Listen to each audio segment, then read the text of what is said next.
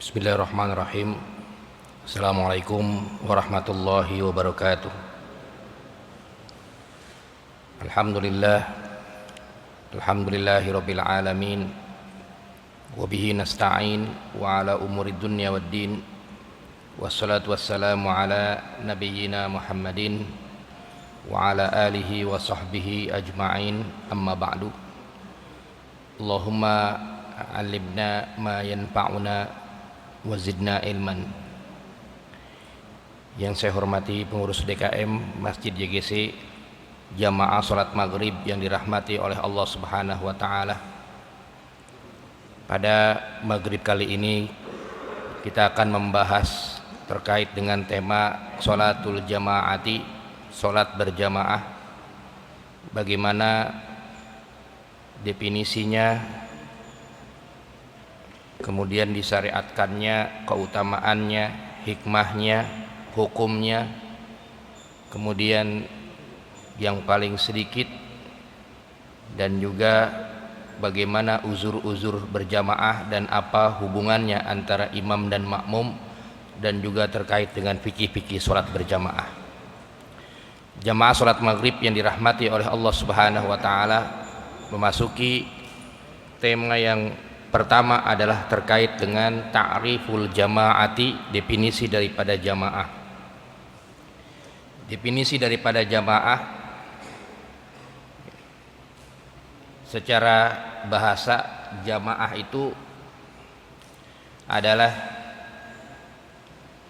al-irtibatul hasilu baina salatil imami wal ma'mumi, ya, berkumpulnya antara imam dengan makmum,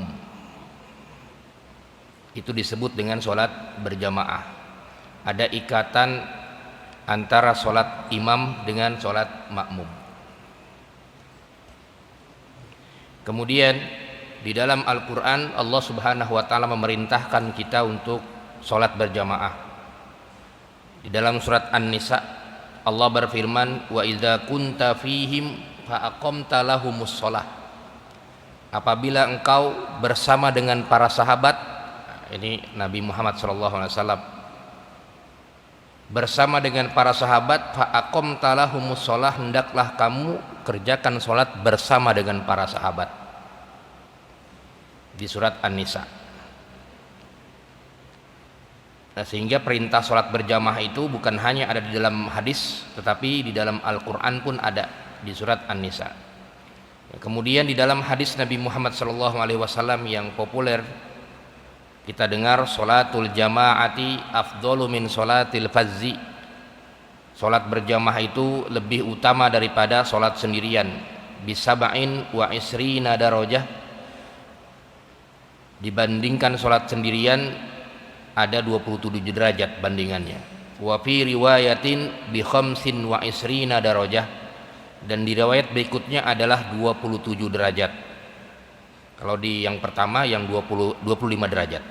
Yang di 27 derajat riwayat Imam Bukhari, kemudian Imam Nasai, Abu Daud, Ibnu Umar dan lain sebagainya dari Ibnu Umar. Kemudian kalau yang 25 derajat itu riwayat Imam Muslim dari Abi Sa'id Al-Khudri, Ibnu Mas'ud dan lain sebagainya. Kemudian yang menjadi pertanyaan, kenapa fadilahnya ini ada yang mengatakan 27 derajat, ada yang mengatakan 25 derajat. Rupanya para ulama berijtihad, berpendapat dengan pendapat yang berbeda-beda. Pendapat yang pertama adalah yang dimaksud dengan bisaba'in wa isrina darajah, 27 derajat adalah dia berjamaah dari mulai takbir, imam dia ikut, Allahu Akbar, dia ikut sampai dengan selesai, itu 27 derajat. Tapi kalau dia masbuk, datangnya ketika rakaat yang kedua, rakaat yang pertama, tapi enggak ikut bertakbir bersama imam, maka pahalanya adalah 25 derajat. Nah, ini sebagian ulama mengatakan seperti itu. Jadi kenapa ada bedanya 27 derajat dengan 25 derajat?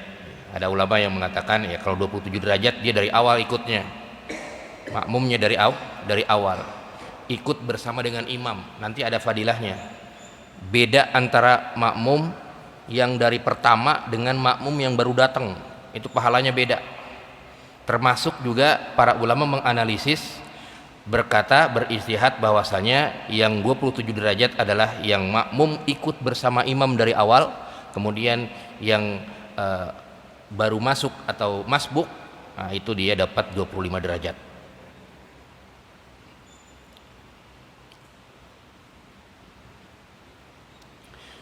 Wa amal ijma', adapun ijma' ulama, semua bersepakat bahwasanya sholat berjamaah itu merupakan salah satu disyariatkan dalam Islam. Nah, kemudian fadilah sholat berjamaah banyak sekali. Yang pertama adalah di riwayat Ibnu Mas'ud, dikatakan bahwasanya man sarrahu ayyulqiyallahu ta'ala ghadan musliman falyuhafiz ala haula'is sholawat. Kalau misalnya kita pengen benar-benar dijaga oleh Allah Subhanahu wa taala sampai dengan hari kiamat nanti, maka hendaklah kita jaga sholat berjamaah kita, menjaga sholat berjamaah. Kemudian wa ma min rajulin, tadi pertama fadilahnya itu. Jadi kalau kita ingin dijaga oleh Allah Subhanahu wa taala sampai dengan hari kiamat nanti dijaga, maka jaga sholat berjamaah, terus jaga berjamaahnya, maghrib, isya, subuh, kemudian terus sampai dengan sholat 5 waktu kita usahakan berjamaah. Maka Allah Subhanahu wa taala akan menjaga orang yang mendawamkan sholat berjamaah, selalu dijaga oleh Allah Subhanahu wa taala. Kemudian yang kedua, wa ma min rajulin yatatahharu fayuhsinut tahur, dan tidak ada seorang laki-laki yang dia bersuci kemudian ia ya'madu ila masjid, ia pergi ke masjid. Ini bukan pergi ke mana-mana, perginya ke masjid. Illa kataballahu lahu bikulli khutwatin, maka setiap langkahnya ke masjid itu yahtuha hasanatan, akan diganjar dengan kebaikan. Setiap langkahnya diganjar dengan kebaikan. Wa yarfa'uhu biha darajah, dan diangkat dengan beberapa derajat. Selangkah dapat kebaikan, selangkah lagi kita dapat derajat, diangkat derajatnya, selangkah terus begitu. Wa yuhti anhu sayyi'at, dan juga diampuni, dihapus kesalahan kita kalau kita melangkah dari rumah ke masjid untuk berjamaah. Nah, ini salah satu fadilah berjamaah, hadis riwayat Imam Muslim. Luar biasa kalau kita sholat berjamaah ini. Nah, kemudian orang yang berjamaah itu nanti di hari kiamat itu dia akan bersinar, sebagaimana di dalam hadis riwayat Abu Daud dan riwayat Tirmizi dari Buraidah dan Ibnu Majah dan Hakim. Basyiril masyaina fi dzulumi ilal masajid, berikan kabar gembira bagi orang-orang yang selalu berangkat ke masjid untuk berjamaah bin nurit tam yaumal qiyamah, dengan cahaya yang sempurna nanti di hari kiamat. Luar biasa kalau sering berjamaah ini, dawamkan berjamaah. Kemudian di hadis yang lain dikatakan dari Abu Hurairah, riwayat Imam Bukhari dan Muslim, dikatakan di sini lau ya'lamun nas ma fin nida wasaffil awal summa lam yajidu illa ayyastahamu alaihi lastahamu alaihi walau ya'lamuna ma bitahjir lastabaqu ilaihi la tauhuma walau habwan. Kalau seandainya manusia tahu apa yang ada di ganjaran di shop yang pertama ini shop yang pertama, kemudian mereka tidak akan mendapatkan shop yang pertama kecuali dengan cara merangkak. Pokoknya kalau pengen dapat shop yang pertama dia merangkak, maka dia akan merangkak walau habwan, walaupun benar-benar tertatih-tatih dia akan pengen mendapatkan, saking luar biasanya pahala keutamaan berada di shop yang pertama berjamaah sekaligus. Nah, ini fadilah juga. Kemudian juga di Utsman bin Affan, man shallal isya fi jama'atin, barang siapa yang sholat isya berjamaah faka'annama qoma nisfal laili, maka dia seakan-akan dia sholat setengah malam. Wa man shallas subha fi jama'atin, dan kalau dia lanjut sholat subuhnya berjamaah, faka'annama shallal laila kullahu, maka dia seakan-akan dia sholat semalam suntuk. Ya, kalau dia sholatnya berjamaah, isya juga berjamaah, kemudian subuhnya juga berjamaah, maka seakan-akan dia sholat semalam suntuk. Rawahul Bukhari, hadis riwayat Imam Bukhari.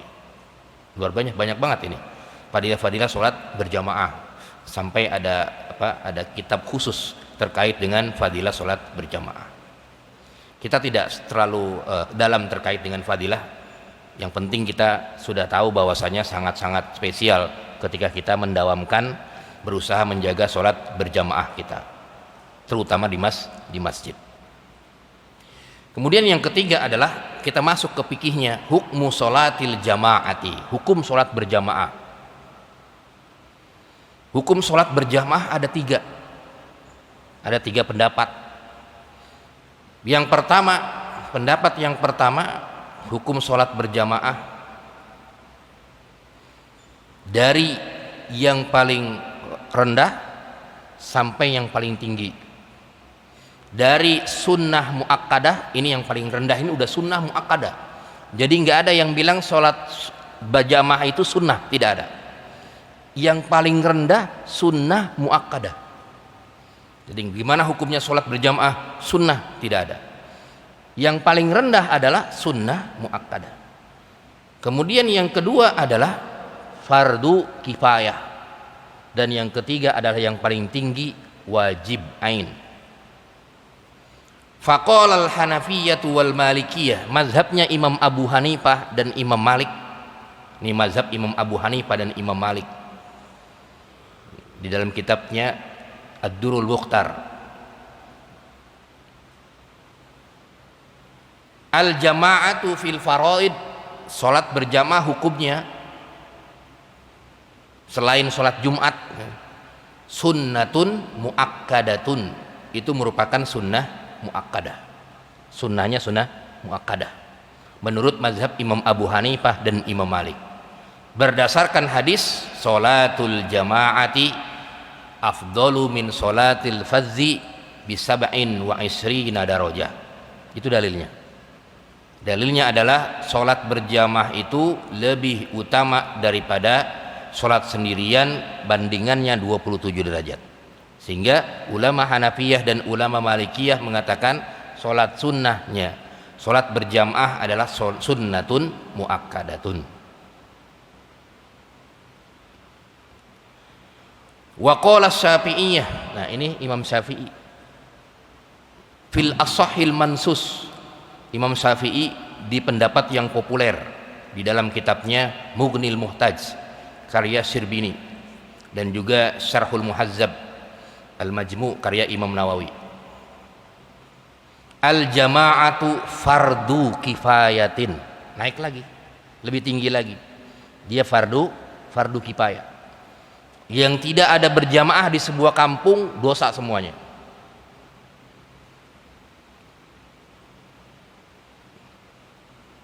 Apa dalilnya? Dalilnya adalah di dalam hadis Nabi Muhammad SAW, riwayat Abu Dawud, riwayat An-Nasa'i, Ibnu Hibban dan Hakim, ma min salasatin fi qaryatin la tuqamu fihimul jamaah illa istahwaza alaihimus syaiton.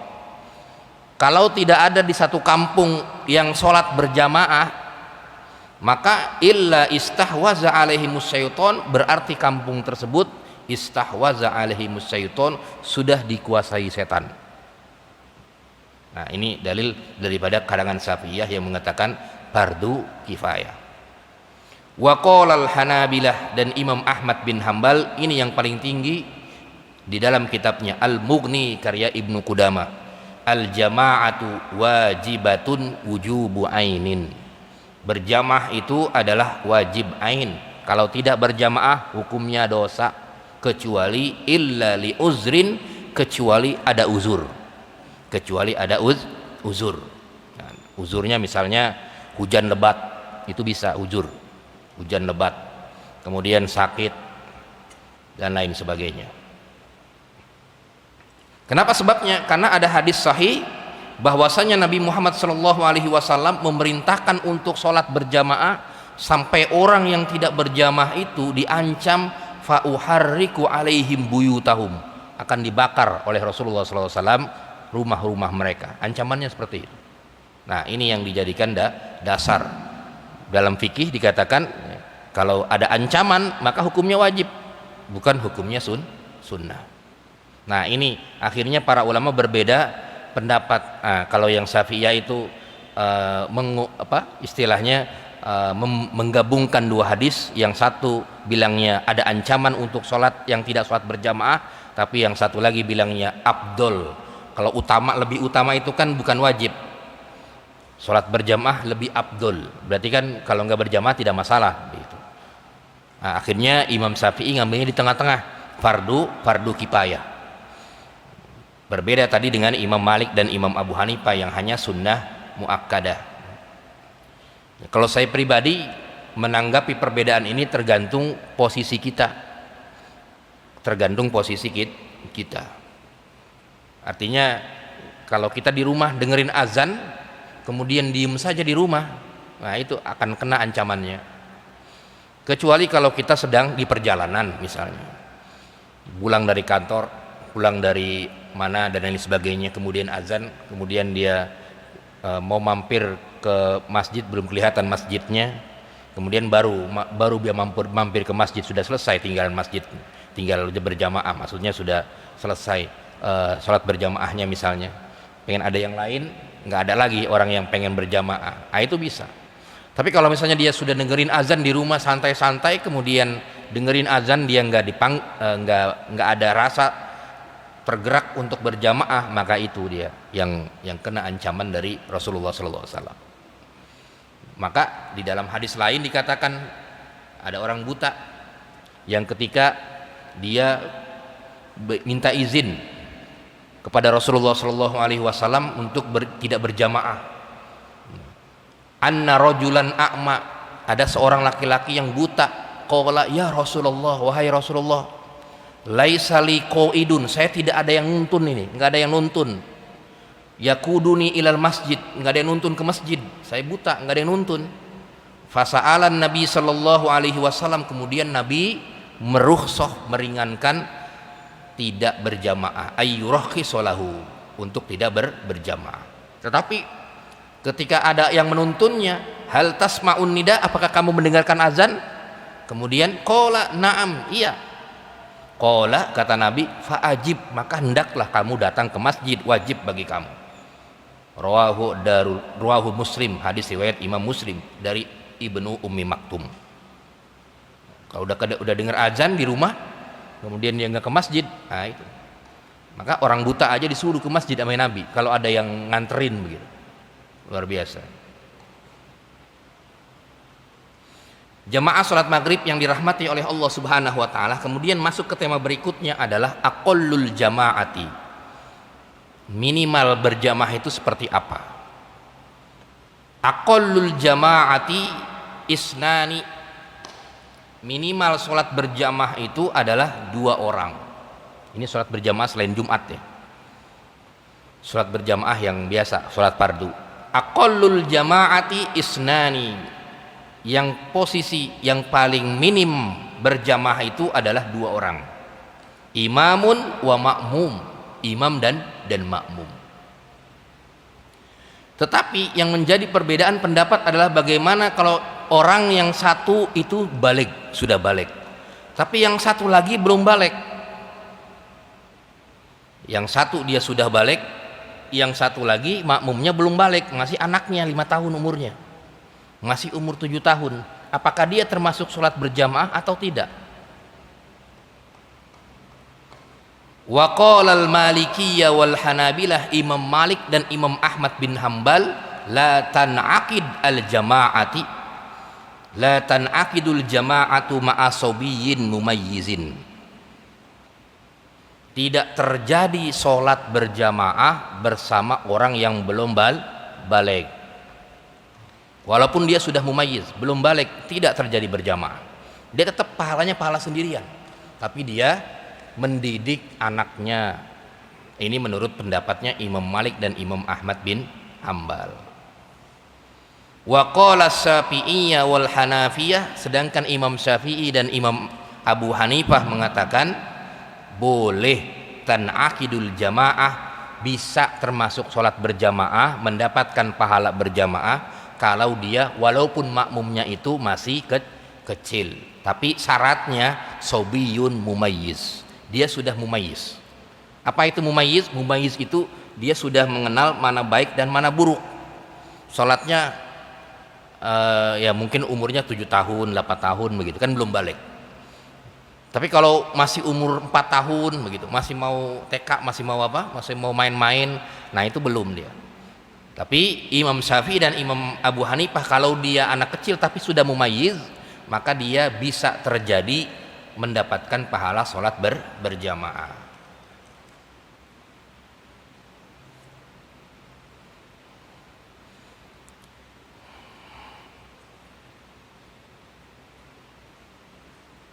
Nah ini juga akan berdampak pada posisi imam nanti. Apakah boleh imamnya seorang anak kecil yang belum balik atau tidak. Nah ini juga nanti pembahasannya seperti itu. Nah menurut Imam Syafi'i dan Imam Abu Hanifah boleh. Imamnya adalah imam yang sobiyun mumayyiz. Dia anak kecil tapi dia sudah mumayyiz, sah hukumnya. Sah hukumnya boleh. Tetapi menurut Imam Malik dan Imam Ahmad bin Hambal dia tidak boleh. Dia tidak boleh. Ya kenapa sebabnya? Ya, pertama karena memang pernah kejadian Rasulullah Shallallahu Alaihi Wasallam ketika menjadi imam sholat tahajud, ya sholat qiyamul lail, Ibnu Abbas dia ikut berjamaah di belakangnya. Di samping kiri, kemudian Rasulullah memindahkan Ibnu Abbas ke sebelah kanannya berjamaah. Nah ini yang dijadikan dalil oleh Imam Syafi'i dan Imam Abu Hanifah bahwasanya sah sholat berjamaah. Buktinya Ibnu Abbas ketika itu adalah masih sobiyun mumayyiz, masih anak kecil yang sudah mumayyiz. Ini yang dijadikan dasar oleh Imam Syafi'i dan Imam Abu Hanifah. Kalau saya pribadi ya, kalau di posisi sekarang ya, di zaman sekarang kalau masih ada yang lebih senior ya, nanti ada salat berjamaah ya, itu bisa ya. Jadi yang kecil itu ya artinya tidak menjadi imam ya, tidak menjadi imam kecuali kalau untuk pendidikan ya bisa. Tapi kalau untuk formal ya walaupun ini nanti bisa terjadi fitnah nanti ya, kecuali kalau dia sudah kelihatan ininya bobotnya. Dulu pernah terjadi seorang ulama besar yang dia menjadi imam ketika fissabiati, ketika umur 7 tahun, tapi dia sudah hafiz, di belakangnya orang-orang hebat semua, orang-orang yang senior fuqaha semua, tapi itu sudah mereka yang di belakangnya sudah mengakui terhadap imam yang kecil itu, tapi dia sudah mengakui. Tapi kalau ujuk-ujuk di JGC misalnya ada anak kecil 7 tahun dia jadi imam gitu, paling yang lain, yang makmum yang lain yang banyak dari luar, oh siapa ini? Nah itu yang akan menjadi fitnah nanti, akan menjadi fitnah. Maka menurut saya lebih baik yang sudah balik, kecuali tadi sudah diakui oleh semua jamaah masjid untuk menghindari fitnah. Nah kemudian bagaimana sholat di rumah? Sholatnya itu harusnya di masjid bagi laki-laki, bukan di rumah.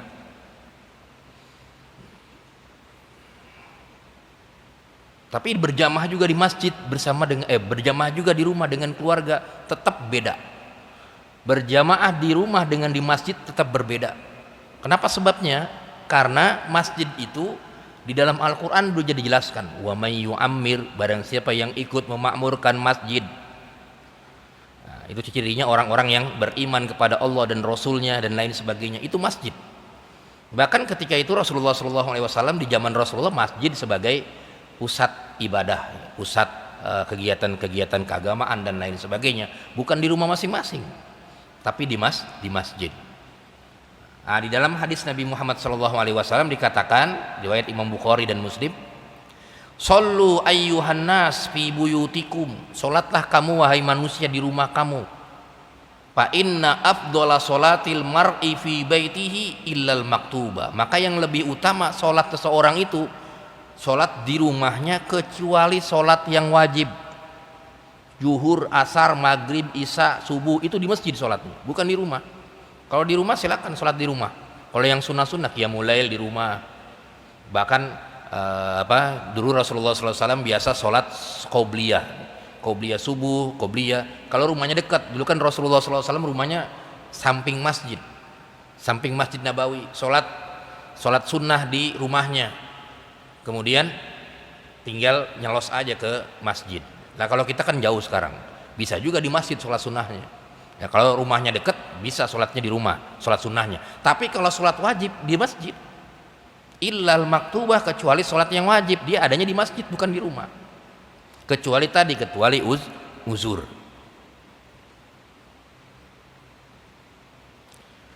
Lalu bagaimana hudurun nisa ilal masjidi, bagaimana hadirnya wanita ke masjid?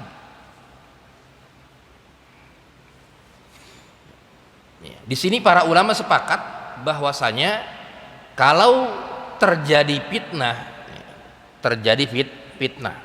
di sini fitnah itu bisa masjidnya kecil, tidak ada penutupnya, tidak ada sekatnya, laki-laki perempuan campur di masjid tersebut, maka yukrahu lin nisa hudurul jamaah, makruh hukumnya hadir berjamaah, mutlakon secara mutlak.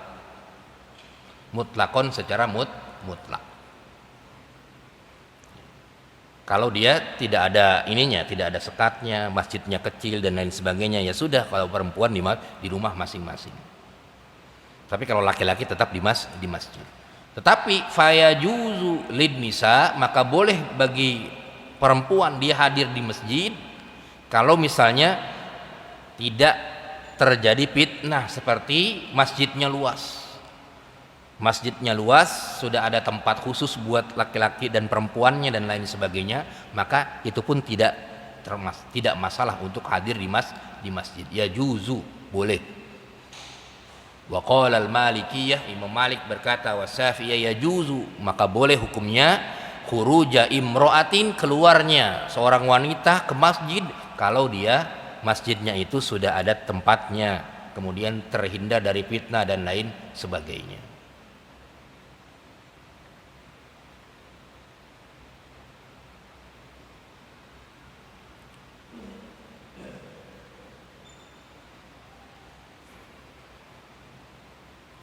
Kemudian jamaah sholat maghrib yang dirahmati oleh Allah Subhanahu Wa Taala. Nah, ini fadilah berbeda antara orang yang ikut berjamaah bersama imam ke takbir yang pertama bersama takbir yang pertama dengan orang yang tidak ikut takbir yang pertama bersama imam.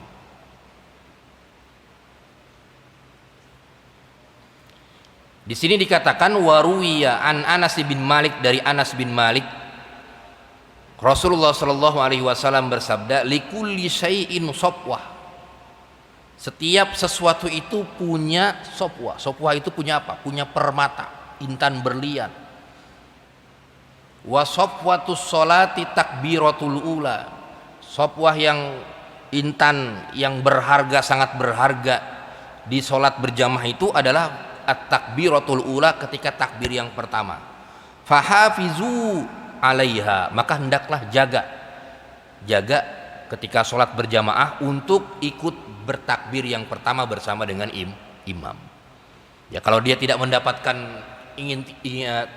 ingin mendapatkan sofwah tadi, barang berharga yang sangat berharga yang dicari-cari oleh manusia itu, barang berharga mutiara, impan dan lain sebagainya, maka dia masbuk. Tapi kalau dia pengen mendapatkan barang berharga tersebut, maka sholatnya bersama dengan imam ketika takbir yang pertama.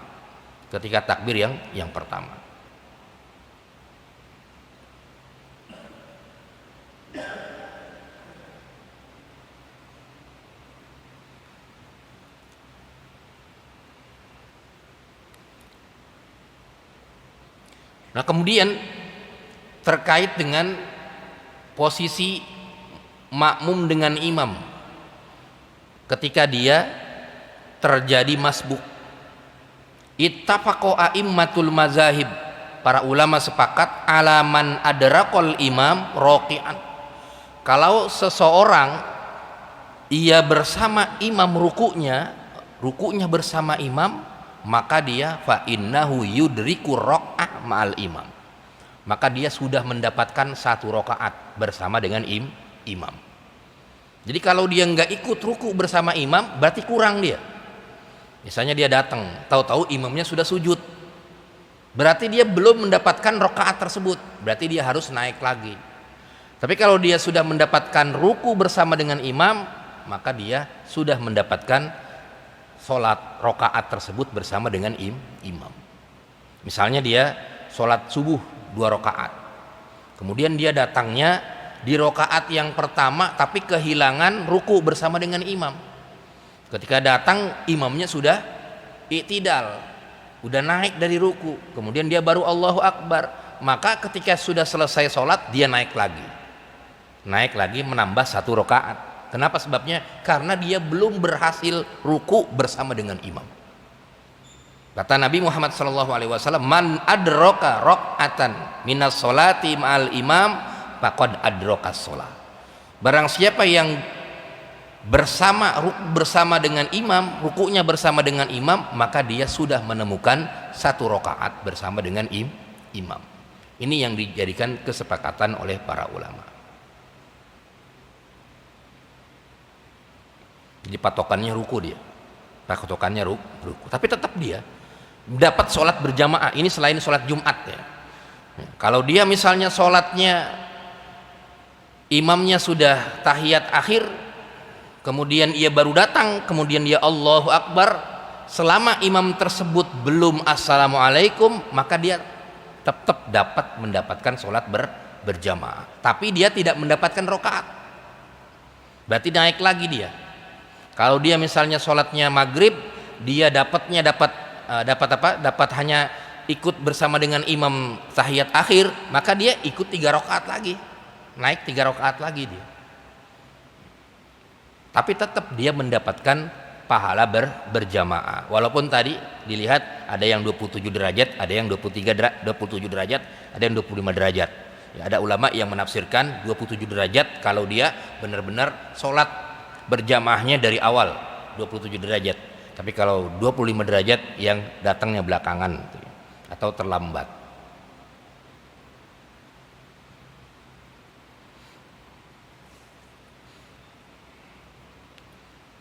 Kemudian tema yang berikutnya adalah bagaimana dia sholat tidak ada safnya, sendirian di belakang.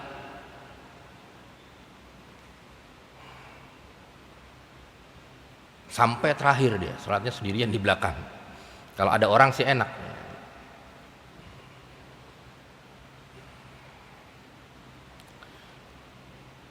Wa qala jumhur ulama tetap mengatakan sholat di belakang shop sendirian tetap dia mendapatkan pahala berjamaah. Ini menurut pendapat jumhur. Dia sendirian, udah dua saf, kemudian dia baru datang, nggak ada lagi yang datang ini, safnya sudah penuh, 2 baris sudah penuh. Mau sholat di mana saya, begitu ya? Mau sholat di mana saya? Di sini menurut jumhur ulama tetap dia sah sholatnya. Cuman jumhur itu terjadi perbedaan pendapat para ulama. Wa qala al-Hanafiyah, Imam Abu Hanifah dan sebagian Imam Malik mengatakan lebih baik dia tunggu sampai dengan ada orang yang bersama dia berjamaah. Tunggu sampai dia selesai. Nggak ada juga, ya sudah, nanti dia berjamaahnya bersama dengan orang yang ketinggalan berjamaah. Itu menurut pendapat Imam Abu Hanifah dan sebagian Imam Malik. Tetapi menurut Imam Syafi'i tetap dia sah secara mutlak, tidak masalah dia sholat sendirian di belakang. Wa qala al-Hanabilah, Imam Ahmad bin Hambal tidak, sama sekali tidak sah sholat sendirian tidak ada yang menemaninya. Kenapa sebabnya? Memang ada hadis di sini. Hadis Nabi Muhammad SAW riwayat Imam Ahmad dan Ibnu Majah dari Ali bin Saiban. La sholata li fardin khalfas shaf. Janganlah kamu sholat sendirian di belakang shaf. Nah, itu ada hadisnya itu. Nah, ini yang menjadi poin perbedaan pendapat. Ini makna la sholata ini, tidak ada sholatnya ini, apakah tidak sah sholatnya atau tidak sempurna sholatnya? Sholat sendirian di belakang, nggak ada yang nemenin. Memang ada hadisnya terkait dengan tersebut, riwayat Imam Ahmad dan Ibnu Majah dari Ali bin Saiban di Nail Autor, kita bisa lihat ya. Nah, tapi itu tadi yang menjadi poinnya adalah apakah dia tidak sah atau tidak sempurna.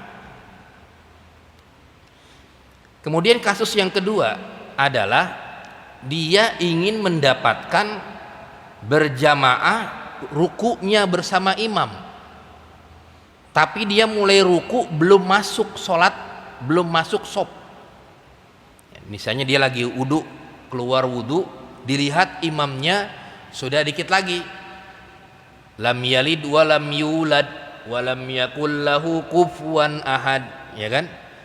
Allahu Akbar. Nah, ini makmum tersebut itu pengen sekali dapat ruku imam, akhirnya dia Allahu Akbar duluan, belum masuk shop. Allahu Akbar, sambil jalan begitu, kemudian langsung dia masuk shop. Berarti kan dia dapat apa? Dapat rukunya. Cuman masalahnya rukunya sambil jalan, masuk ke dalam shop. Nah, ini pernah terjadi di zaman Rasulullah SAW, Abu Bakroh. Nah, ini hadis yang populer nih ya. Hadis yang populer terkait dengan hadis tersebut riwayat Imam Bukhari. Hadis Abu Bakroh. Nah, dia ingin sekali mendapatkan ruku bersama imam, sehingga ia roka'a faroka'a qabla ayyasilah ila shop. Dia ruku duluan sebelum masuk shop. Ruku sebelum masuk shop begitu. Ingin mendapatkan rukunya. Jadi dia sudah sholat duluan, Allahu Akbar, tapi dia sambil masuk ke dalam shop. Kemudian ia beritahu kepada Nabi Muhammad SAW. Kata Nabi, faqala zadaka hirson. Allah Subhanahu wa taala semoga menambahkan semangat bagi kamu karena pengen mendapatkan ruku bersama dengan imam. Wala ta'ud, dan jangan kamu i'adah ulang, artinya sah salatnya. Falam ya'murhu bi i'adatis shalah, Nabi tidak memerintahkan untuk mengiadah salatnya. Nah, ini yang terjadi di zaman Rasulullah terkait dengan tersebut gitu ya. Sampai di sini ada diskusi, tafadhol, sebelum kita lanjut ke tema-tema berikutnya. Ya. Waalaikumsalam warahmatullahi.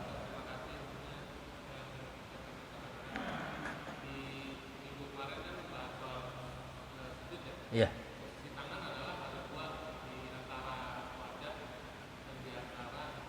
Iya.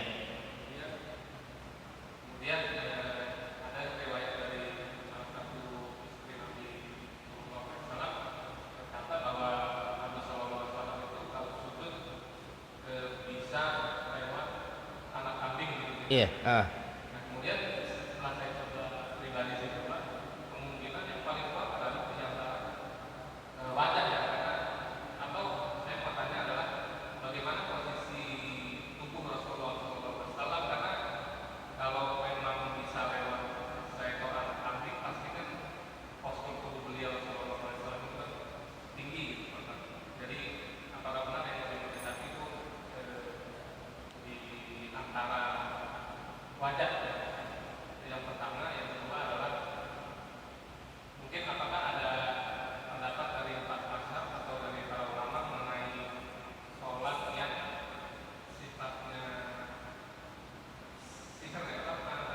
Sir.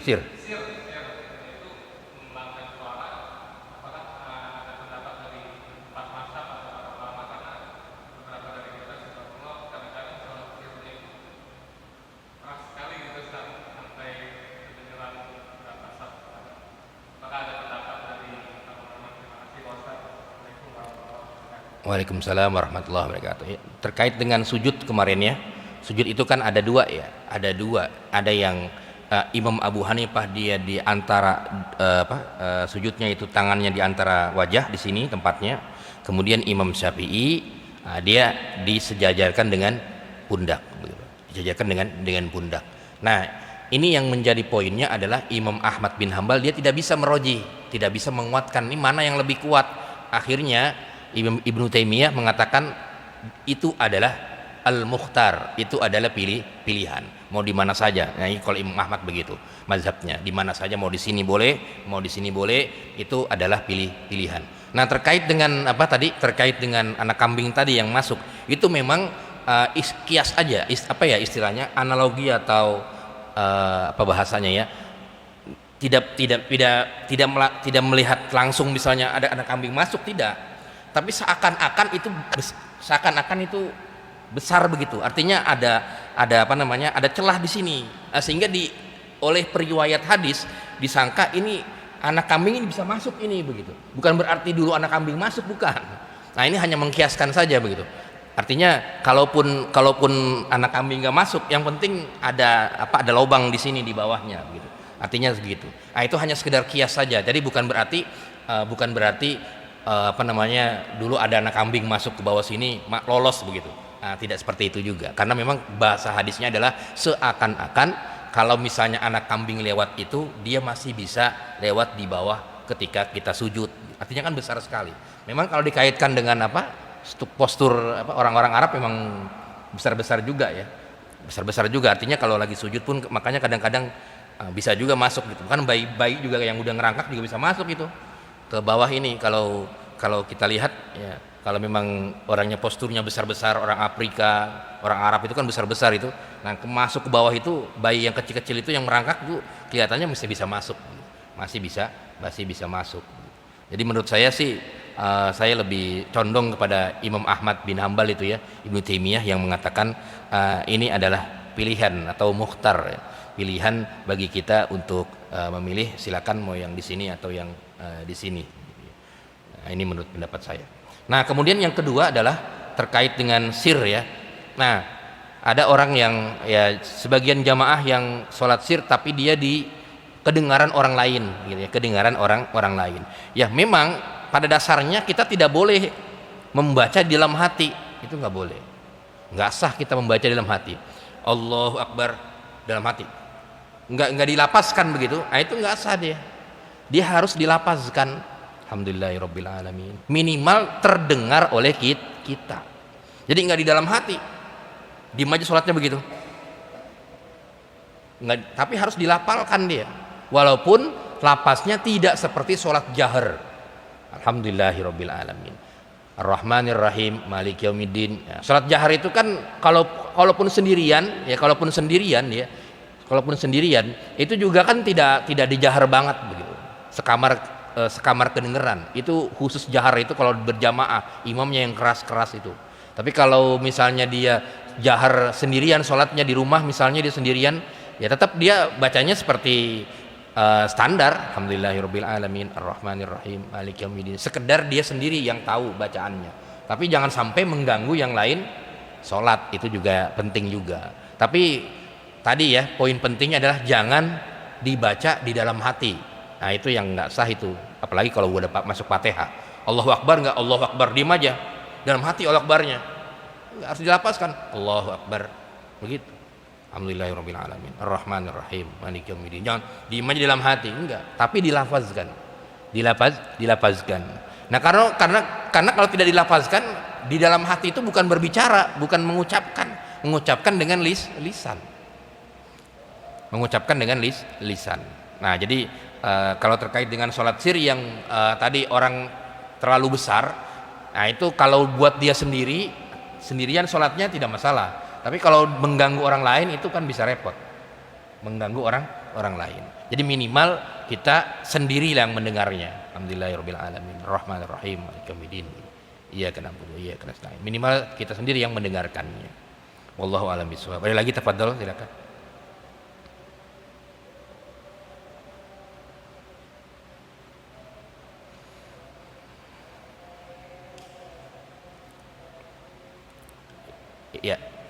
Waalaikumsalam warahmatullahi.